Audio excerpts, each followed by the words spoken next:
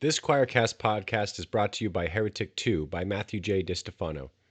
Ready to challenge everything you thought you knew about faith? In Heretic 2, I dive into LGBTQ affirmation, rejecting divine violence, and embracing universalism in a bold post-Christian perspective. If you're done with outdated dogma and want a justice-oriented, inclusive view of spirituality, then this book is for you. Get Heretic 2 wherever books are sold and start rethinking faith today. This Choircast podcast is brought to you by High Minds. Join host Andy Colenso and Matthew J. DiStefano as they tackle culture, justice, spirituality, and all the big questions shaping our world. High Minds isn't about talking points or hot takes. It's about deep, insightful conversation that inspires and challenges. Tune in to explore new angles, question the status quo, and elevate your thinking. Listen to High Minds wherever you get your podcasts. This is Radical Love Life, an ongoing series of conversations with thought leaders exploring faith outside the boxes. Hosted by Mark Dilcomb and Kelly Wilson. Hey, Mark. Hello, Kelly. How are you? I am freaking awesome as always. Yep. Awesome. Yeah, you got a lot of, I can sense you got a lot of energy today. I do. I feel like a broken record, which is a grateful thing because I live with a lot of joy and I am exactly where I am supposed to be, and that doesn't mean that my life is perfect. Mhm. I just am open to what is unfolding and just letting it just be what it is. And it's a really empowering thing to, there's one of my bosses likes to say, control the controllables, which, okay. Yeah. That's kind of one way to express that, but it's actually realizing that I truly have only control of myself and what goes on in my heart and in my mind, right? There's a few things like that, but what if the energy I'm gonna put out into this world is going to be love, and that's action in of itself. So the love I give out is the love I need to give to myself as well. So Wow. Yeah. We know we're going to get a whole sermon in that. right, guys. All right. Yeah. I'm just feeling good. I'm feeling good. Lent's been good. Maybe that's part of it too. So yeah. What's the list? Excellent. Yeah. Yes. Yeah.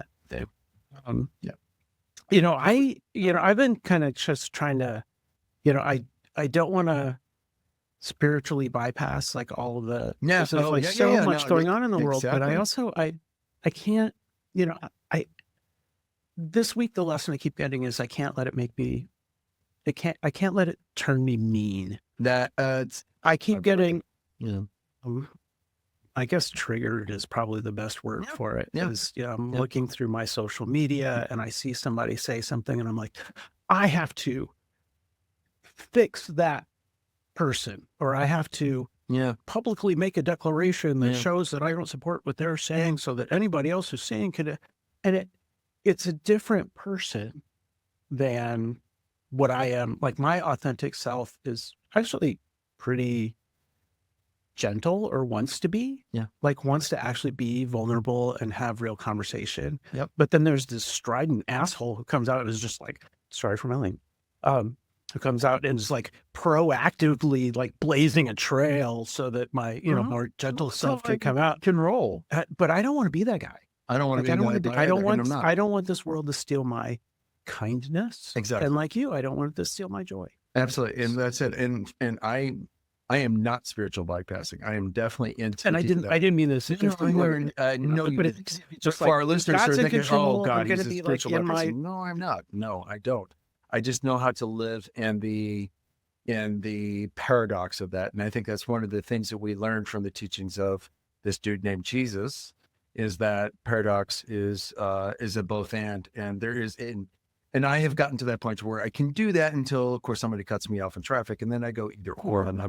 But otherwise, I try to be both that. I want to say this before we bring on our awesome guest. I heard something that was an affirmation a couple of days ago. I watched Bishop Miriam Buddy do a presentation for the GTU, who we know. Oh, okay. We Yeah. know them well, right? And she was asked a question about her response to what she said to President Trump, right, on the National Cathedral as part of the inaugural services, right, when she just simply laid out, Just mercy. like have empathy. Yeah, mercy and empathy. And somebody asked, well, what did you say? What was your response when you found out that he expected you to apologize? And she's like, I can't apologize for the gospel. And then she also was asked, well, what do you do when you get into conversation with people that are not like you? And she's like, I love them. Mm-hmm. And she said, and I leave it up to them to work through their own dissonance. I thought, well, shit, that's pretty powerful. Like she really, and I could see it in her, but there's a lot to be said about that. She knows she can't change their minds. So she's going to love them as she's called to do to the best of her ability, knowing full well that they are living in dissonance, which we have a lot of our fellow people of Christian faith and tradition, however they see it, that are dissonant. Mm-hmm. But yet she has that capacity. I thought, okay, there's something to be learned out of all that. Definitely. Yeah. So Wow. let's bring our guest on. Yeah, that's enough. That's enough from us. That's some fresh insights. Yeah. Today we are welcoming the Reverend Starlette Thomas. Yeah. From Good Faith Media. She's an author, activist, visual artist, and race abolitionist. She is an associate editor and the director of the Raceless Gospel Initiative at Good Faith Media, which was inspired by her work and witness, and is dedicated to leading didactic dialogues on race and its progeny. She has a number of accolades. She's the host of the Raceless Gospel podcast, has been published in Sojourners and other spaces. Her book is Take Me to the Water, a raceless gospel as baptismal pedagogy for a desegregated church. She has so much to share. And Star, welcome. I recently saw your picture in the newspaper, and it was so moving. And I'm hoping that we can talk about that moment and what that means right now. But first off, just welcome. Hi, it's good to see you. Always good to see you. Thank you for having me. Yeah. The picture that I saw was recently in Washington, D.C., there was a plaza that had the words Black Lives Matter written in large letters. And under this new administration, they decided to destroy this street. And this photo, which is you're holding a chunk of an artifact, kind of a relic from the street. And it's such a moving photo. It's so representative of like something that's going on in America right now. There's something being lost and something that we're holding on to. I was just wondering if you could speak about that a little bit. It wasn't intentional. I planned to go down to BLM Plaza in Washington, D.C. to just bear witness. I didn't want it to go away quietly. Mm-hmm. So I just let my colleagues know, hey, I'm going to go down. I'm not protesting. I just want to look at it again. But then as I was driving down, I was like Denzel Washington said, I'm leaving here with something. First, I'm leaving here with something. So as I was walking down, of course, I'm just taking video of it one last time. And the sense of anger just rose up in me. I was very much disgusted and disappointed. And I just thought, you're not going to take it from me. So they noticed that I was picking up some parts of it. Mm-hmm. And as it was kicking off, they were digging it up, and I was just picking up little pieces of it. And then one of the workers said, I'm going to look away. He said, I'm going to look away, because I was getting very close to doing it anyway. That I was playing. So he said, I'm going to look away.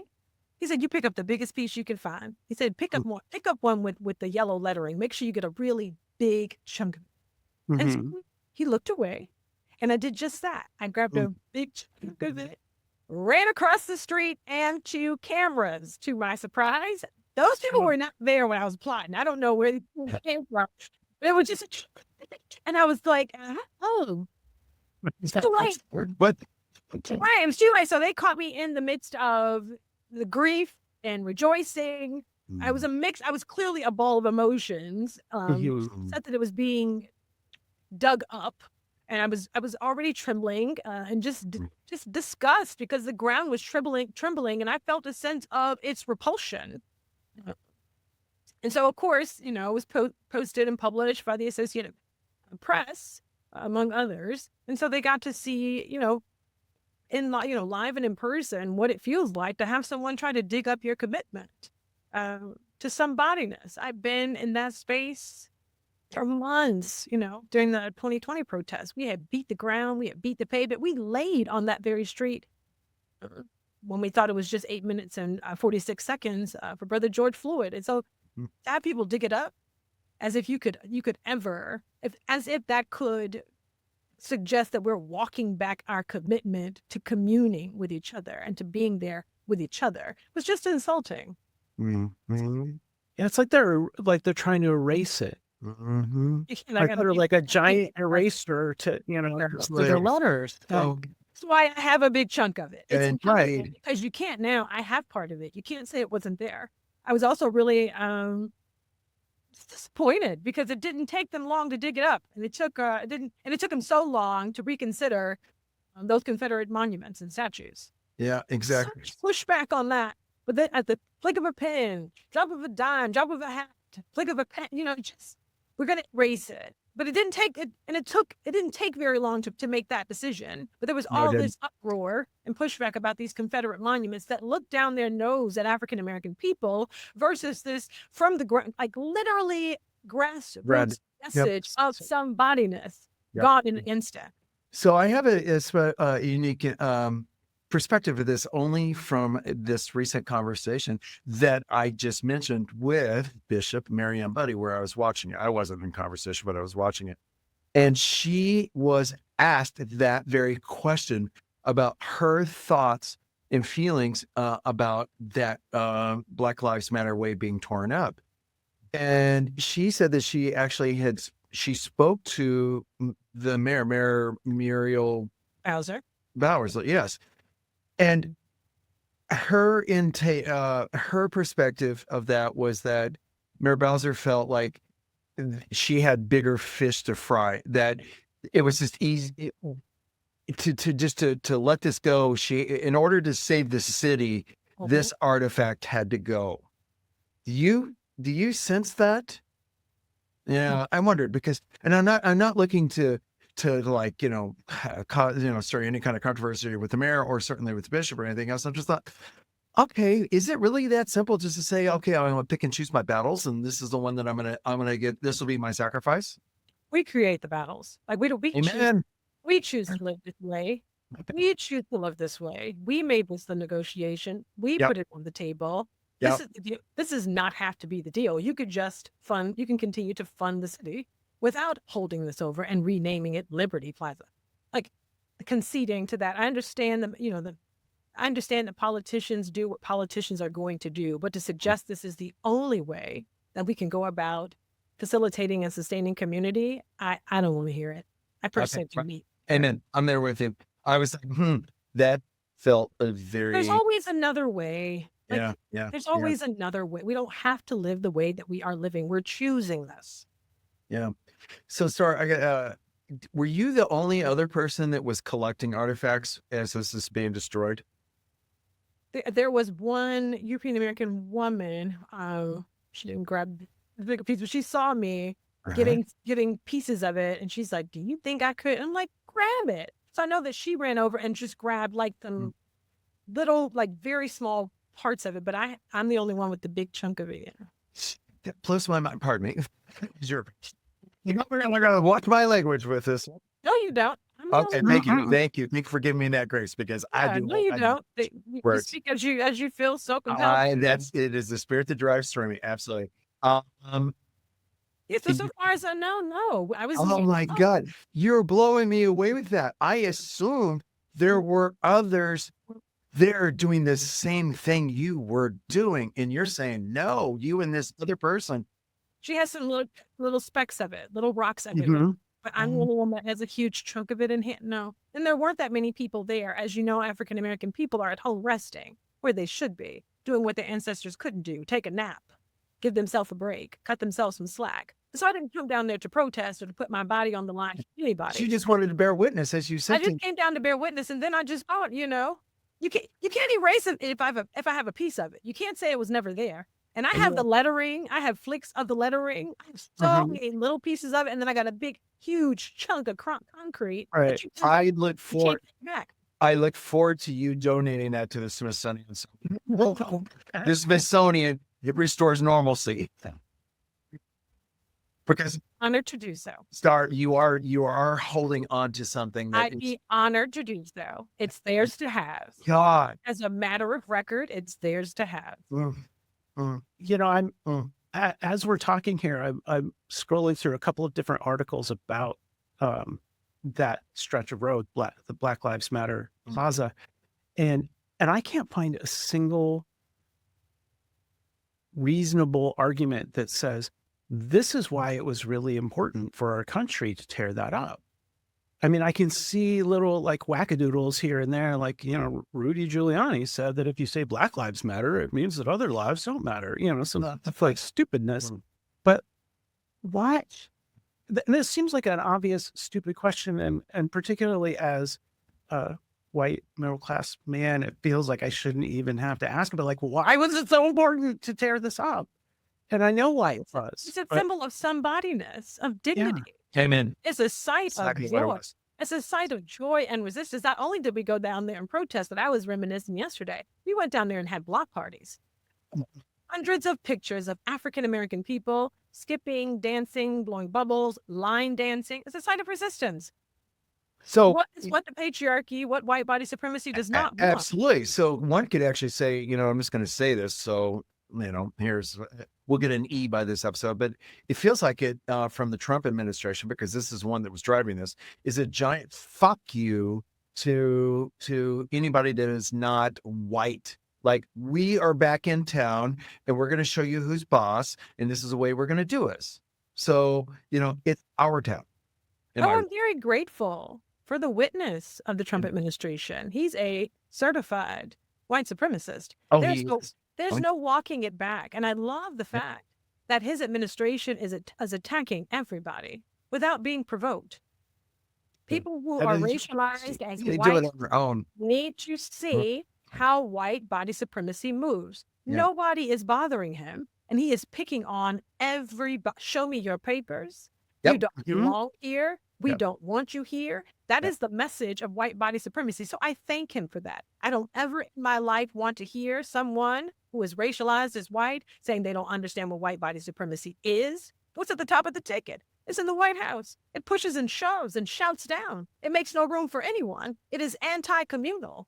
It has no interest in the needs or the livelihood or the love or the passion or the joy or the dignity of anybody else. And it'll use force if it needs to. I need people to see how violent white body supremacy is, that identity is tailor-made for it, that it's enforced, that it's proven, that it's demonstrated. Violence. That's how it's proven. For that reason and that a reason only, I thank him for being the illustration of it, the face of it. What it is? It is a kind of apocalypse in the ancient sense of apocalypse, of a revealing. And I remember back the first time that he was elected, it was actually the now Dean Pat Malloy at the Cathedral of St. John the Divine, who said, "Isn't it a blessing? Isn't because we're all like freaked out and like, what the hell?" He's like, "Isn't it a blessing that now we know? Well, it's in the light." Indeed. Plain as day. Now work with it. There is no denial. I don't want to hear a thing about guilt. I don't want to hear a thing about ignorance. Fix it. And it's not our problem. And it's not your It's not belief. our problem. Okay. I just So want to be clear on that. Toni Morrison I said it agree with you. quite plainly. That if you cannot, you have no sense of self without oppressing and marginalizing and maligning other people, you Yeah. have a problem, and Indeed. you have to do something about it. That's not our work. So can- there's, go ahead. Can we be de-racialized? That's, I mean, I think it's, You can be delivered from it. You know what this. Well, it doesn't even matter. It's, Wait listen, a minute. You can be delivered from whiteness because there really are no white people. Come on, Dean Baldwin. I think so. White. There's no country called white, friends. Why you tell them? So You are not from a country called white. You are German. You are Irish. You are Jewish. You are Polish. right. You're not physically colored white. You are what I have deemed socially colored white. Charles W. Mills said that we sign a racial contract to see each other as color-coded human beings, proof of a caste system. But you're not physically colored that. It's something we've agreed to. It's So, relationships of ruling. That's what race sustains. That's why I don't dabble in it. So no, friend, I never saw you as white. I would ask you what your mama name is. It's what Vincent Harding teaches us. You ask the person, what's your mama's name? Where your people from? And then I get to know you. But if you tell me that you're white, you've told me nothing. You told me absolutely nothing. can I want Other than that you gave your culture up to side with the powerful. absolutely. I want to share that story that I shared last week via email when we were Yeah. talking with Tamis, because she was Yeah. talking very much about the one of our guests was talking about white people would benefit from a sense of being of relating to where they're indigenous to, right? Yeah, their like roots. tapping into because they the- only know the identity, but radical not roots. elements of that. And it Yeah. reminded me, Yeah. the last time I got my hair cut was, well, one, it was a long time ago, but I was at a barber who was, he's Black and Hispanic. And, you know, I think we were talking about music. Mhm. And I sort of self-deprecatingly, I call myself Whitey McWhiterson because of like, when I look at ancestry.com, you know, I did the DNA, like all my DNA is from a circle around Scotland that's about that big. And he looked at me, he was like, no, man, no, you're a Viking. Look at you. And I was like, oh, and you know, ever since then, I've walked a little bit taller and kind of like let my hair flow a little bit. I'm like, yeah, that's right. I'm a fucking Viking, man. Yeah. This didn't. Anyway, that reminded me of that that. story of. So It I is important, I think, knowing where you're from, especially for people who are racialized as white, because it positions you above everyone else. If you could say, if we could root you, we can ground you and bring you down a few pegs, that you are on the ground, you're at eye level with everybody else. You come from a place. yes. People, you have a culture. I don't think people think people racialized as white realize what they give up.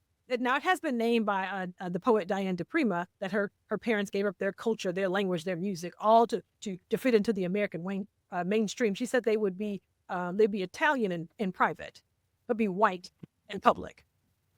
So Yes. we are well versed in what you've done, but we do realize you're not white people. You're not physically colored white. You can be delivered if you wanted to turn loose the power of white body supremacy. Now, that's a different thing. All right. So you are onto something. Let's dial back a few years to what happened in Ferguson, Missouri, and what Michael Brown.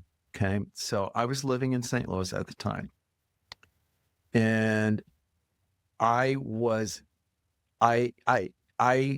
would get into these conversations with friends and family about how they couldn't understand the racial implications of what was going on between the officer and Michael Brown, what the dynamic was. So they're like, yeah, but he held up that station, the Quick Mart. It's like, yeah, that, okay, yes, there was an inciting incident, but let's fast forward to that moment that the officer, and I forgot his name, that's the only reason why I'm not using his name, is not to protect his innocence, because he's fucking guilty for shooting him. He decided that he was going to take things in his own hands, right, and shoot the kid in the back while he's walking away from the squad car. And then people are like, yeah, but, and this, of course, was the root of Black Lives Matters. This is what born that. And the conversations I would have with those people around me are like, well, I'm not racist. And I'm like, but you are, and you don't even know that you're racist. You say that because you live out in West County, St. Louis, where everybody's whitey McWhitey, living in suburban neighborhoods and going to schools where there is no integration of whatsoever. Everybody looks like each other. You're all doing like and listen, I'm guilty of it too. I grew in this, but what happened was I got out into the fucking world. I lived in New York City. Yes, I moved back for a time, and then I came back to New York City but it truly was over this issue because I'm like, oh my God, I live amongst people who have no clue as to who they really truly are. Cool. And it was so uncomfortable to me. I'm not kidding. I was like, I have a call anyway. I was like, I need to be back in New York City because it is, I can't help this. And it makes me feel very allergic to the reality that people just simply have no awareness of this. And to this point about what was your word for it? Deliverance please. Right. for deliverance from whiteness. That's powerful. But shit, first of all, these people have got to figure out that they're even in this. Oh, they know. They do. You think? I mean, I don't. What else they do? Of course, know. I'm not giving them props when I say that. At 400 years of Amen. You're right. Okay. You're right. They know because they put it on postcards. Yeah. They put lynchings on postcards. They pass around things like this. Yeah. I'm not deceived by that. They're protected by it by feigning ignorance. But they know it very well. Our people nursed their children. Yes. They're wealthy because of it. I think white denial is always interesting to me. It also protects them. It insulates them from something called accountability. And one of the tenets of white body supremacy is the right to comfort. And so they take on this white identity because they want to be comfortable. They can also walk around their communities and not feel any threat because they're not treated as one in their communities. They're not targeted in their communities. We are. Our bodies are hyper surveilled. Even when we own properties here. The house I'm living in right now, the house that I bought, that was built in 1968, had a covenant in it. Oh, that's it. They Right. weren't supposed I've never heard of covenant. Yeah. They weren't Right. supposed to sell it to me. The house that I had. So when people talk about get over it. Are you saying just now, currently this happened to you? The CCR still in there is in there to where? The Wow. one that I received still has it. Now, of course, and the person who owned it was a European American woman. They gave me the original. I don't know if they weren't supposed to take it out of there, but of course they sold it to me. But it's in the deed that it was not supposed to be transferred to me. You were never supposed to sell it to a person racialized as Black. When people talk about getting over racism, baby, I can't get over it. You keep putting all these hurdles and humps in the way. You keep putting your body in the way. You keep putting lies in the way. You keep putting redlining in the way. The house that I'm in this moment, the one that I bought, that has my name on the deed, it says in there that that person is not supposed to sell it to me. This is how wealth is stored up. So I refuse. I refuse to give European American people, those racialized as white, a pass on. Well, I did. You do know. You definitely know. You make sure you do. You wink and blink. You laugh at stupid jokes about African American people. You pass around postcards like these and ones with them being lynched. You buy things made of African American bodies. There's way too much history of violence, and I think that's what protects it. It's this code of silence. I mean, Mike Pence knew. I knew it was at a fever pitch that he was not protected by whiteness when they brought a noose out to lynch him. How much control is required for white body supremacy that if you will not go along with us, we will kill you too. You will get caught up in the number. African American people are no fools. We've seen this before. And if you think we're going to stick around to bear witness or join in the fight with this clearly very violent, barbaric, savage group of people who only know how to fix things, how to solve things, who only know how to form community by killing people, we're not going to do it. Yeah. It's gaslighting to talk about African American people as violent. The serial killers are whom? This is The majority of serial killers are whom? God. As you were saying that, Star, I'm like, okay, in that quick moment, tick, tick, tick, tick, tick, tick, tick, tick, tick, I'm like tick, tick, John tick, Wayne tick, tick, tick, tick, tick, Gacy. tick, you're all white males. Right. Every single one of them.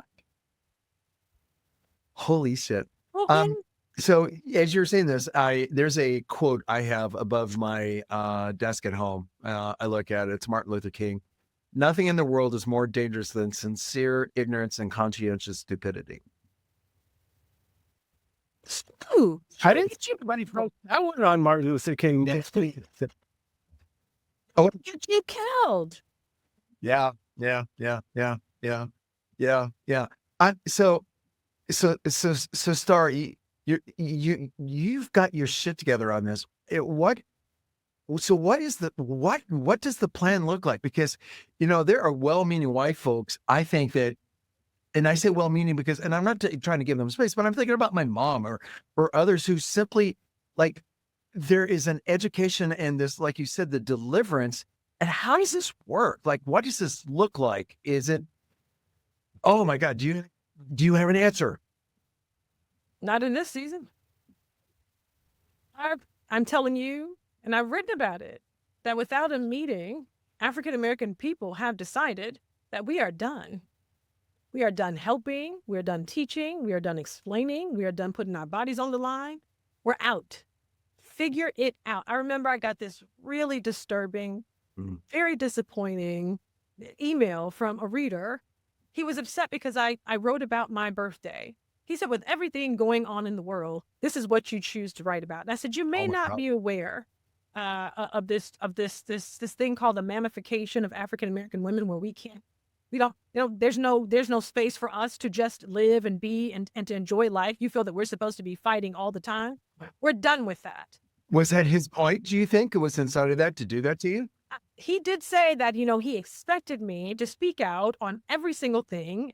There were so many other issues that I could be talking about. How dare I take the time out to talk about my birthday and my column? Well, thank you very much. The demand for labor, the demand for labor. I think people don't realize the impact of chattel slavery in America, that African American people are expected to labor on behalf of European American people all the time. And I think they have it, it's so normalized. Anytime you can steal the milk of an African American woman and give it to your child, the behavior is so egregious. It's so disturbing. When I go back and read it, I'm like, how can you look at yourself in the mirror and maintain that and think that's okay?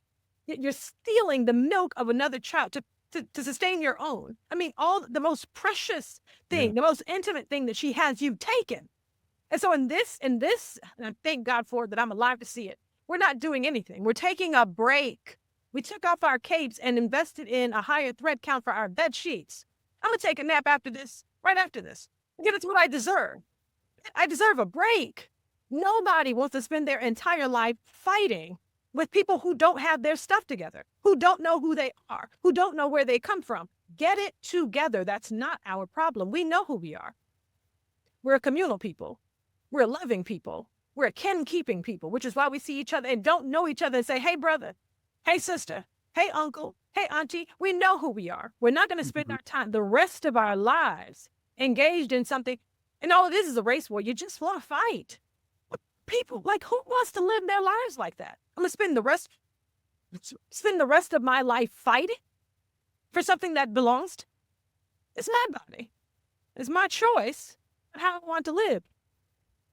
James Baldwin says it rightly. He said, how much time do you want for your progress? Amen. My grandmother's time, my grandfather's time, my uncle's time, my aunt's time, my nieces and nephews' time. It's time do you want? Yeah. It's time. How much more time is it going to take you to realize that we're all God's children? We're all somebody. It's not here for you to take it away from other people or to take more than your fair share. It's not sustainable. I'm so grateful to be alive at this time. Our people have said that's enough. We're done. We're out. Figure it out. And while you're at it, leave us alone. Mm-hmm. Leave us out of it and leave us alone. This is resistance. Wow. That really, this really, it sheds a little bit more light on, and obviously I spend way too much time on social media, but I saw Come away from that. several, right? It's going to make me trying to steal my joy in order to sell products. But I saw several reactions to a recent protest this last weekend that was like on Saturday afternoon, like crowds of people gathered to protest. And I saw several reactions to it that were like, all right, guys, like A for effort, but what are you doing? Do you have a plan? Are you going to disrupt anything? We're I out. can read you a review that was left online. Uh, I deleted it, but I'm gonna share it with you anyway. Her name is Megan Gilman. She said, "That's from my first protest. Number one, my kid was bored. I don't think it would be too hard to arrange a bouncy castle or something. Number two, people laughed at my sign. So I met some friends, and that was nice. Number three, IDK. There should be more singing. 8 out of 10. We do it again. This is not a protest. This is a street fair. This is a carnival. That's exactly right. A block party for her. a Yelp review. Swear, like it was a restaurant review. She was, that's when you know it's not a protest, because why are you telling people that you participated? Faces are not covered. You're taking selfies and groupies and filming yourself. You didn't listen to the activists. You didn't put your body on the line. And where are the police, by the way? See any pictures of European Americans being tear gassed and slammed to the ground and arrested? Where are the bayonets and the militarized police? Show it to me, because I saw them in 2020. Why aren't they dragging them across the street? Where were they? Because you couldn't use us as illustration. They were untouched. They were unharmed, which is why they need to put their bodies on the line. We know what's going on, and I'm so grateful for the illustrations. Because where is it? Show it to me. Show me the riot gear, the police in riot gear. Show me with their gas masks. Show me the president calling for them to come in and knock people down and drag them around.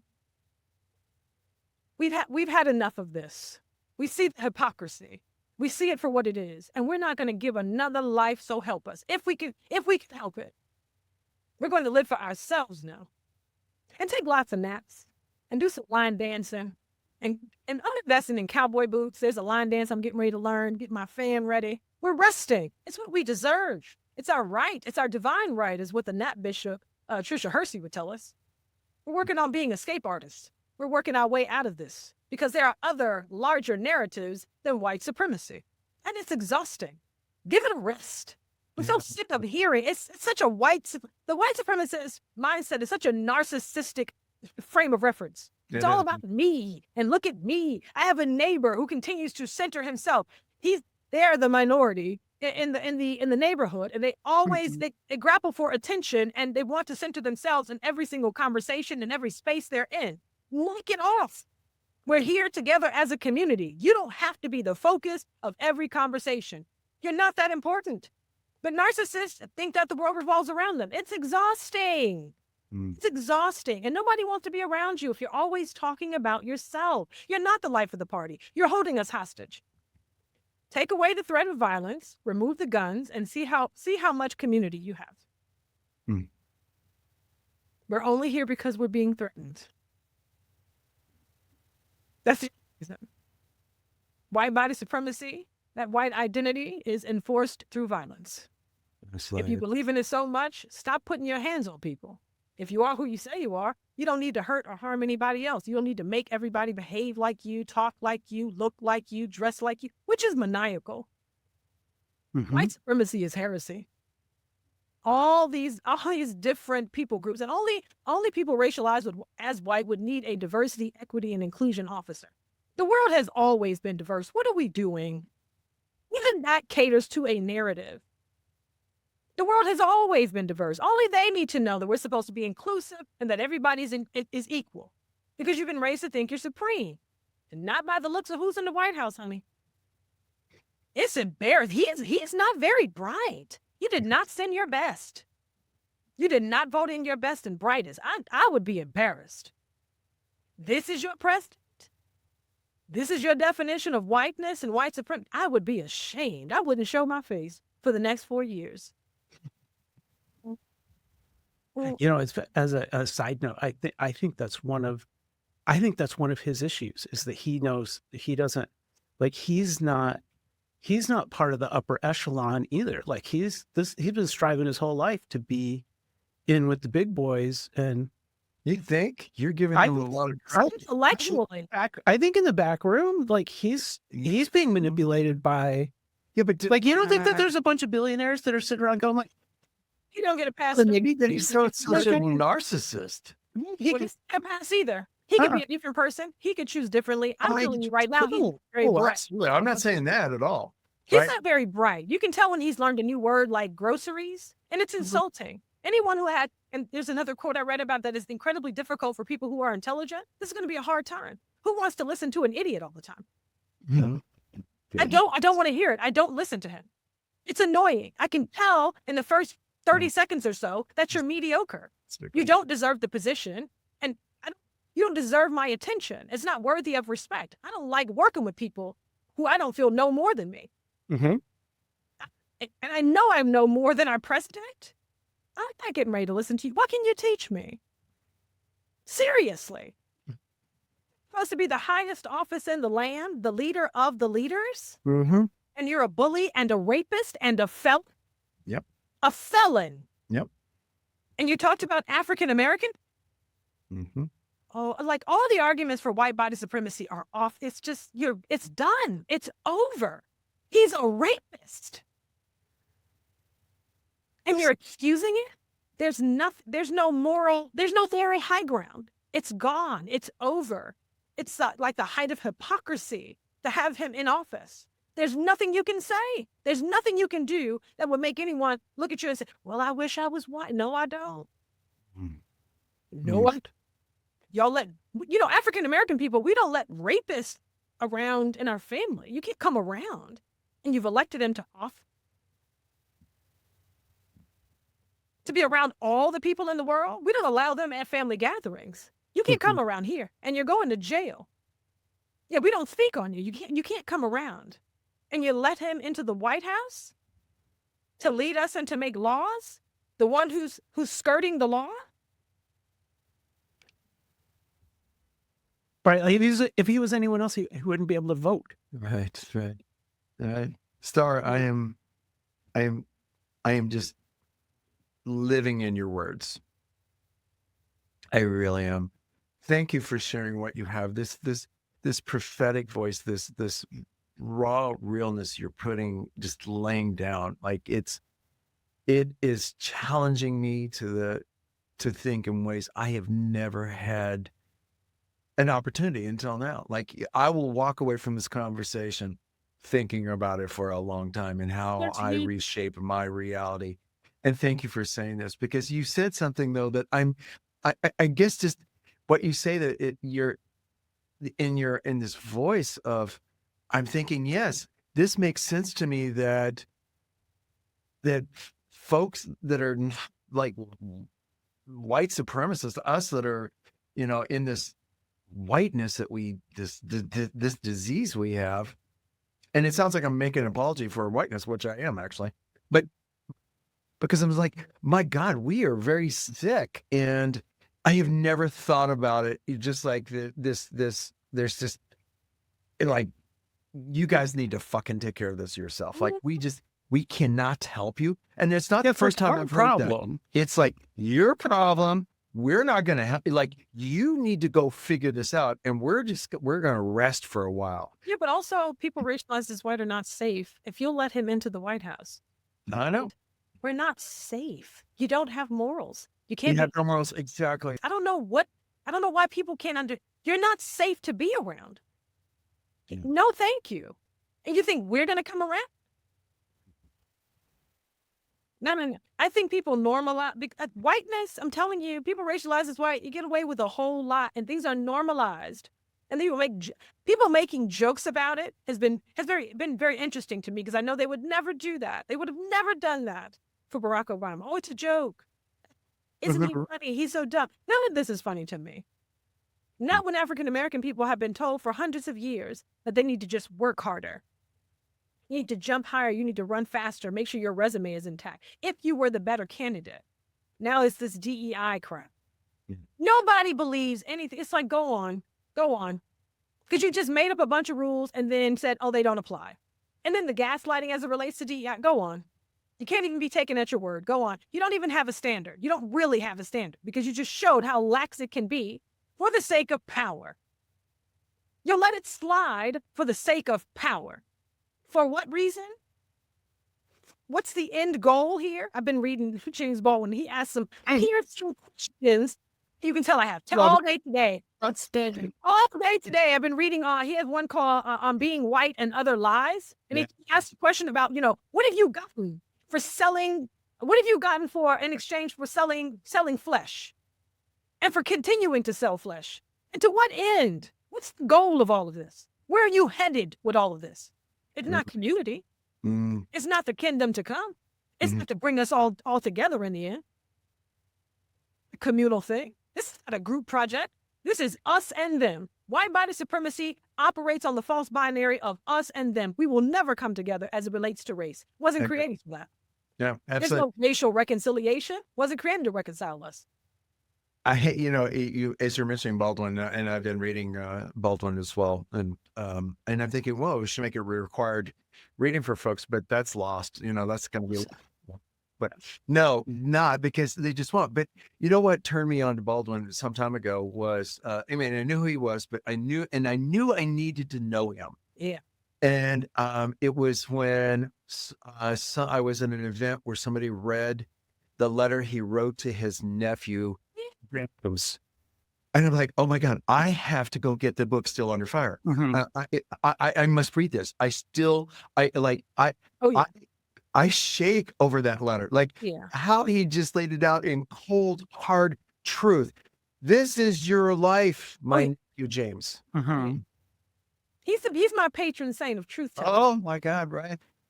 Patron saint of truth telling.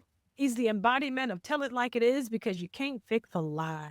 Yeah. And the lie of white supremacy, of white body supremacy, is making us all sick. Indeed. And we're so far beyond, I can remember years ago, like starting to get into like podcasting and, writing articles and stuff, that it was like, oh, well, white people need to listen. We need to listen to the concerns of people of color. Now we need to put more people of color in leadership roles and that.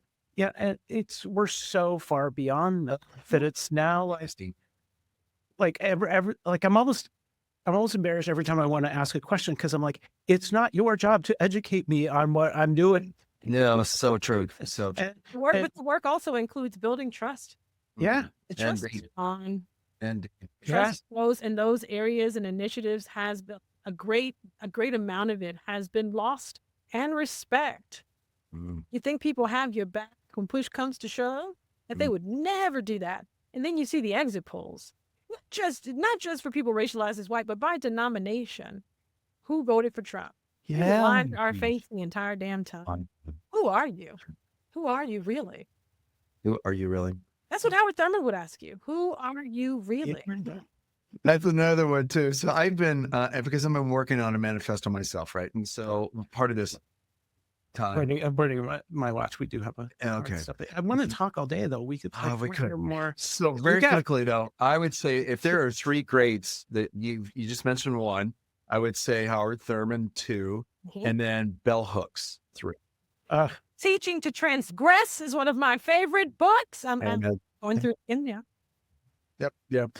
So, Star, as we wrap up, if you ever come to New York City, you and I can go see Baldwin's grave together. He's just north of the city, and I found where it is because I do want to make a pilgrimage to Baldwin's burial site, to lay my hands on where. Hello, I love that. Yeah.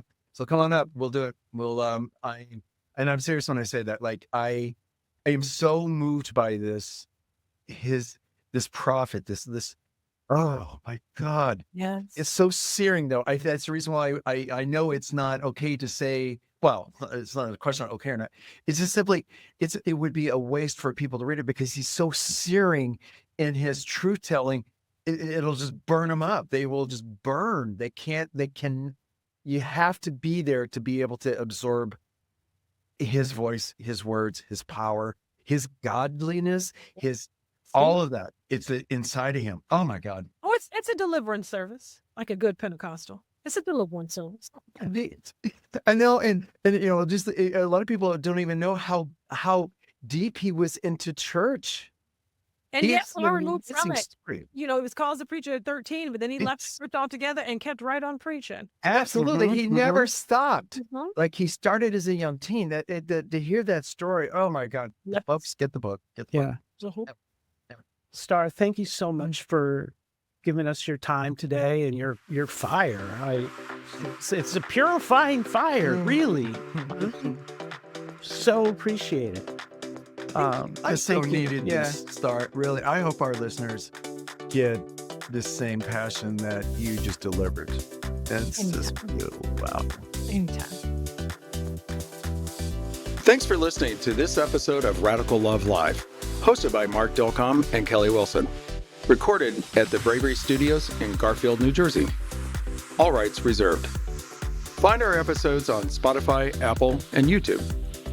And check us out at radicallovelive.com, along with our personal websites at markdilcom.com and kellywilson.com. This is Radical Love Live, where we explore faith outside the boxes. If you've ever deconstructed your faith, you know it's not easy. But just imagine if you could have people to guide you through your process. People like Jim Palmer, Kristen Dumais, Jennifer Knapp, Brad Jerzak, Brian Zand, Paul Young, and more. Well, if you head over to www.choiracademy.com and register for Square 2 using the promo code RAD, you'll get 10% off the regular registration cost of this awesome course and community just for being a fan of our show. Embark on a journey to the heart of an isolated and restrictive island where secrets simmer beneath the surface. In Brandon Andrus's What Can't Be Hidden, follow Thura as she uncovers the dark truths of Patrida, navigating through betrayal and redemption. This tale of courage, love, and the quest for freedom will captivate you from the very first page. Get What Can't Be Hidden, available now from Choir Publishing. This Choircast podcast is brought to you by my book, Unless a Seed Falls to the Ground, Welcoming the Death of the Whiteness Gospel. I wrote this story as a plea for white Christian America to enter into a season of hospice spirituality, to recover from the cancerous lie that we can start over, be in charge, and recover some original purity of Christianity. One friend called it a love story to the church, the United States, and the entire human family. It's available now on Amazon. Are you ready to embrace a deeper, more intentional way of living? Introducing Deep Calls to Deep, Meditations for Your Spiritual Journey, Volume 1 by Brandon Andrus. Deep Calls to Deep offers a 1.5 years of weekly meditations to inspire spiritual growth and guide you toward a more meaningful, embodied life. Order your copy today wherever books are sold and begin your journey into greater connection and purpose. Deep Calls to Deep. Let your soul awaken.